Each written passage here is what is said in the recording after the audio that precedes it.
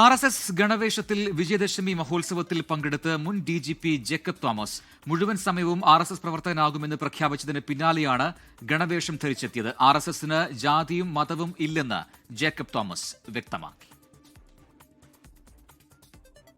വിജയദശമിയുടെ ഭാഗമായി എറണാകുളം പള്ളിക്കരയിൽ പദസഞ്ചലനത്തിലാണ് RSS ഗണവേഷത്തിൽ മുൻ DGP Jacob Thomas എത്തിയത്.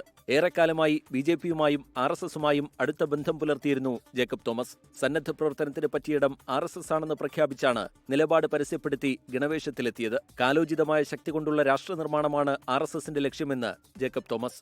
RSSന്റെ ഒരു ഉദ്ദേശമെന്ന് പറയുന്നത്, ലക്ഷ്യമെന്ന് പറയുന്നത് ഈ സാംസ്കാരിക ശക്തിയുള്ള വ്യക്തിത്വങ്ങളെ രൂപപ്പെടുത്തിയെടുക്കുക എന്നുള്ളതാണ്. ശ്രേഷ്ഠ രാജ്യ നിർമ്മാണം അല്ലെ രാഷ്ട്ര നിർമ്മാണമാണ് RSSന്റെ ഉദ്ദേശ ലക്ഷ്യം വ്യക്തികളിൽ കൂടി. RSS മൂവാറ്റുപുഴ സംഘജില്ലാ പ്രചാരക് C. സുരേഷ്, എറണാകുളം വിഭാഗ് കാര്യവാഹ് KC ബിജിമോൻ എന്നിവർക്കൊപ്പമാണ് ജേക്കബ് തോമസ് പരിപാടിയിൽ പങ്കെടുത്തത്. 24 കൊച്ചി.